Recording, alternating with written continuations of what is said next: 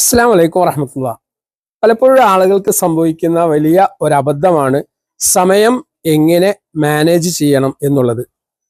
നമുക്ക് നൽകപ്പെട്ട ഒരുപാട് അനുഗ്രഹങ്ങളിൽ ഏറ്റവും വലിയ അനുഗ്രഹമാണ് നമ്മുടെ സമയം. ഈ സമയം നല്ല രൂപത്തിൽ മുൻഗണനാ ക്രമം നിശ്ചയിച്ചുകൊണ്ട് ഉപയോഗപ്പെടുത്തുക എന്നുള്ളത് ഒരു വലിയ ഭാഗ്യമാണ്. ചില ആളുകളെങ്കിലും സമയത്തിന് കൃത്യമായിട്ടുള്ള ഒരു ഷെഡ്യൂള് ഉണ്ടാക്കാറുണ്ട്. രാവിലെ ചെയ്തു തീർക്കേണ്ട കാര്യങ്ങൾ എന്തൊക്കെയാണ്, ഉച്ചക്ക് എന്തൊക്കെയാണ് ചെയ്തു തീർക്കേണ്ടത്, ഒരു ദിവസത്തെ മൊത്തമായിട്ട് പ്ലാൻ ചെയ്തുകൊണ്ട് ആ പ്ലാനിങ്ങിന്റെ അടിസ്ഥാനത്തിൽ ആ സമയം നമ്മൾ ചിലവഴിക്കുമ്പോൾ നമുക്ക് ഒരുപാട് കാര്യങ്ങൾ ചെയ്തു തീർക്കാൻ സാധിക്കും. പലപ്പോഴും ആളുകൾ നിർവഹിക്കുന്ന ഏറ്റവും വലിയ ഒരു അബദ്ധം എന്ന് പറയുന്നത് സമയം നീട്ടിവെക്കുന്നു, അല്ലെങ്കിൽ പ്രൊക്രാസ്റ്റിനേഷൻ എന്ന് പറയും.